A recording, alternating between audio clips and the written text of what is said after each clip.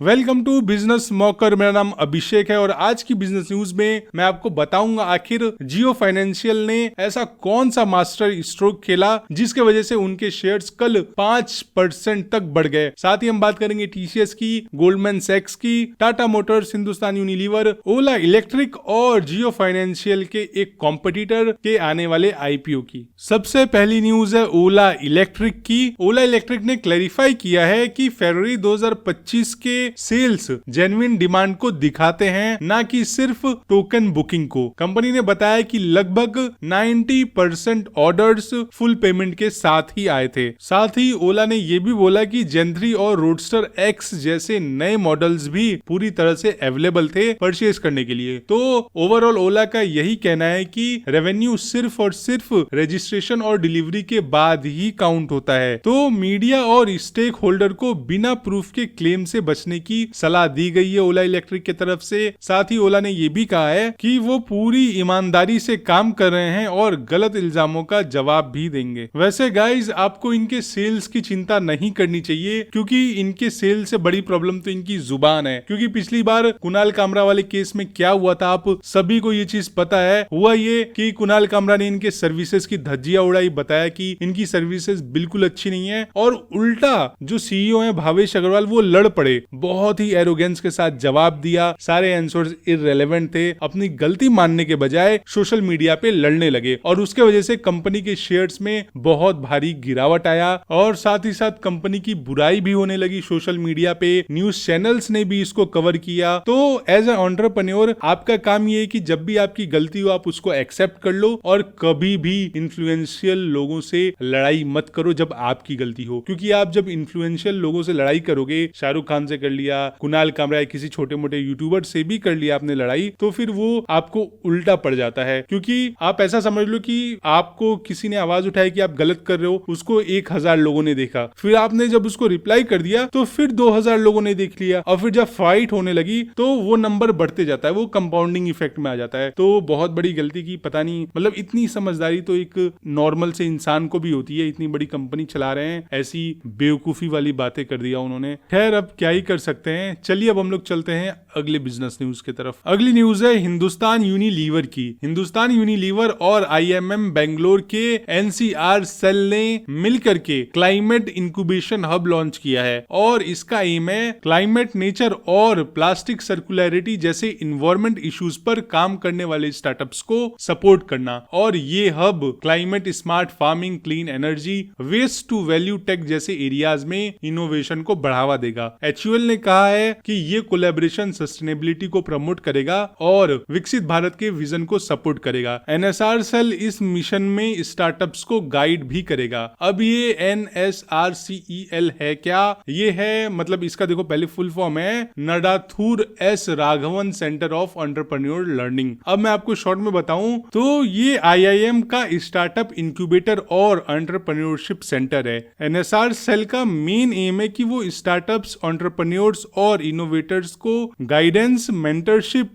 Fund raise करने में help करे और रिसोर्सेज भी प्रोवाइड करे, ताकि वो अपने आइडियाज को सक्सेसफुल बिजनेस में बदल सकें। तो ये सेंटर अलग अलग सेक्टर्स के स्टार्टअप को सपोर्ट करता है, जैसे climate and sustainability, women lead businesses, social impact startups और अर्ली स्टेज टेक स्टार्टअप्स। तो काश इंडिया की हर एक एमबीए कॉलेज में ऐसी फैसिलिटीज होती, बट अनफॉर्चुनेटली न तो इंजीनियरिंग कॉलेजेस में ऐसा है, न तो एमबीए कॉलेजेस में। तो ये बहुत ही बुरी चीज है। सिर्फ आईआईटीज और आईआईएम में ही अच्छी फैसिलिटीज, अच्छी पढ़ाई होती है, और इंडिया में इसकी बहुत ज्यादा जरूरत है। अगली बिजनेस न्यूज है टाटा मोटर्स की, और सिचुएशन काफी दयनीय है, क्योंकि टाटा मोटर्स ने Q4 FY25 में अपने ग्लोबल होलसेल्स में 3% की गिरावट रिपोर्ट की है। तो जो टोटल सेल्स हुई वो 3,66,177 यूनिट्स ही हुई। वहीं पे पैसेंजर व्हीकल्स, और इसमें मैं ईवी को इंक्लूड करके बता रहा हूँ, इनकी जो टोटल सेल्स है वो 6% कम हो गई। और नंबर ऑफ यूनिट्स कितनी सेल हुई? 1,46,999। लेकिन एक अच्छी चीज ये है कि हर किसी को चिंता था लैंड रोवर जैगुआर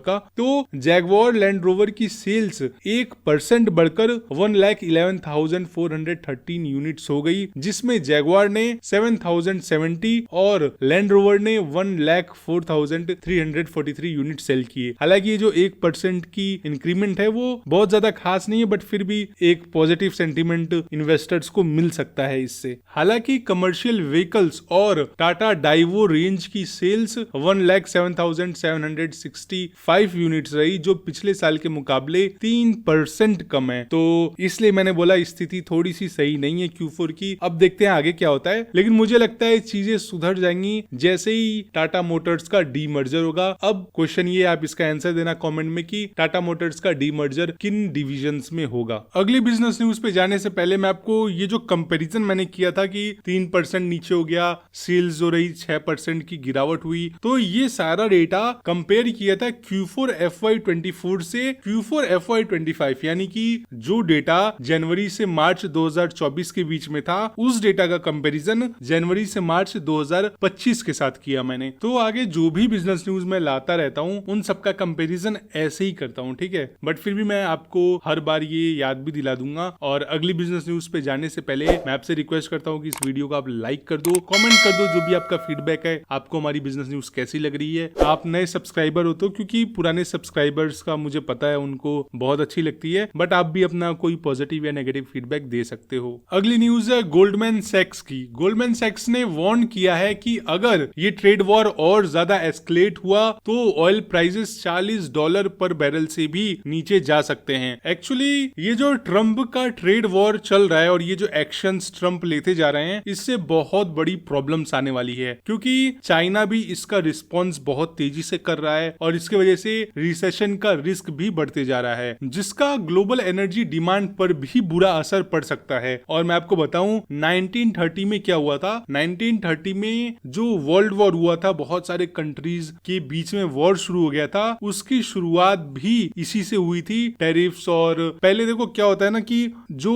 प्रॉब्लम शुरू होती है वो इकोनॉमिक शुरू होती है। जब इकोनॉमिक्स प्रॉब्लम बहुत ज्यादा पार हो जाती है, मतलब अब उसको कोई कंट्रोल नहीं कर सकता, तब सिचुएशन वॉर की बनती है। तो ये बहुत ही बुरी चीज साबित हो सकती है। आप अपने इन्वेस्टमेंट्स पर लगातार ध्यान देना और मार्केट में जो भी न्यूज चल रहा है उसको बहुत ही ध्यान से सुनना, क्योंकि ये सिचुएशन छोटी नहीं है। हो सकता है मार्केट में बहुत बड़ा रिसेशन आ जाए, 2008 वाला की मार्केट 40% 60% तक नीचे चली जाए। और अगर आप पहली बार हमारे चैनल पे आ रहे हो तो आप हमें सब्सक्राइब करके बेल आइकन पे हिट कर दीजिए, ताकि आपको ऐसी ही डेली बिजनेस न्यूज की अपडेट्स मिलती रहे। अगली न्यूज है एयर फाइनेंस की। एयर फाइनेंस को सेबी से 1450 करोड़ रुपीस के आईपीओ के लिए अप्रूवल मिल गया है और इस आईपीओ में 885 करोड़ रुपीस का फ्रेश इशू होगा और 565 करोड़ रुपीस का ऑफर फॉर सेल होगा। हालांकि अभी मैं बताऊंगा ये कंपनी करती क्या है। वैसे तो इस कंपनी का नाम भी काफी AYE, तो मेरा प्रोनाउंसिएशन हो सकता है थोड़ा सा गलत हो, बट आप मेरी फीलिंग्स को समझना, शब्दों पे मत जाना, ठीक है, भावनाओं को समझो आप। अब ये जो पैसा है इसका यूज कैसे करेगी कंपनी, तो कंपनी का कहना है कि पैसे से वो अपना कैपिटल बेस स्ट्रॉन्ग करेंगे और फ्यूचर के ग्रोथ के लिए इसको यूज करेंगे। अब ये कंपनी क्या करती है, कंपनी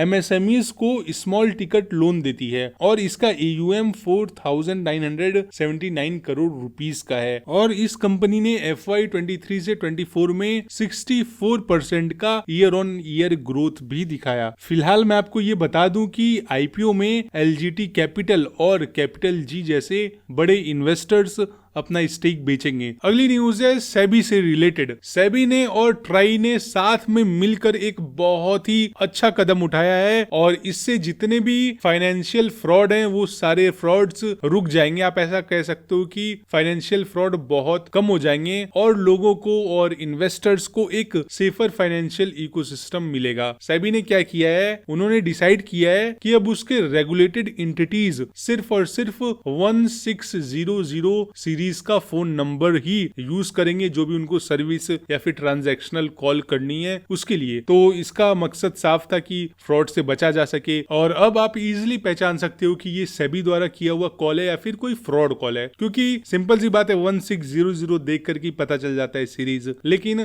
फिलहाल आपको कोई भी स्पैम या फ्रॉड कॉल आता है तो आप DND ऐप यूज कर सकते हो या फिर 1909 पर रिपोर्ट कर सकते हो। लेकिन अगर आपके साथ कोई फ्रॉड हो चुका है या आपके साथ कोई बहुत ज्यादा साथ फ्रॉड करने की कोशिश कर रहा है तो फिर आप चक्षु प्लेटफॉर्म या फिर साइबर क्राइम हेल्पलाइन नंबर 1930 पर रिपोर्ट कर सकते हो। और मेरा यकीन मानो साइबर क्राइम वाले बहुत तेजी से एक्शन लेते हैं, तुरंत बैंक अकाउंट फ्रीज करते हैं। अगली बिजनेस न्यूज है जियो फाइनेंशियल सर्विसेज की, और ये न्यूज आप लास्ट तक देखना क्योंकि कमाल की न्यूज है। जियो फाइनेंशियल सर्विसेज ने क्या मास्टर स्ट्रोक खेला है। जियो फाइनेंशियल सर्विसेज ने एक ऐसा प्रोडक्ट बनाया है, डिजिटल प्रोडक्ट, जिसके वजह से कल इनके शेयर्स में 5.29% की रैली देखने को मिली। और कमाल का इनोवेशन है, मतलब मुझे तो मजा आ गया। मैं आपको बताता हूँ, हुआ ये कि कंपनी ने एक नया डिजिटल प्लेटफॉर्म बनाया है जिसका नाम है लोन अगेंस्ट सिक्योरिटीज, यानी कि LAS। तो इस प्रोडक्ट का यूज करके कस्टमर्स लोन ले सकते हैं अपने शेयर्स या फिर म्यूचुअल फंड को गिरवी रख करके। और ये लोन छोटा मोटा नहीं, आप 1 करोड़ तक का लोन ले सकते हो, वो भी सिर्फ और सिर्फ 10 मिनट के अंदर। और सबसे अच्छी बात यह है कि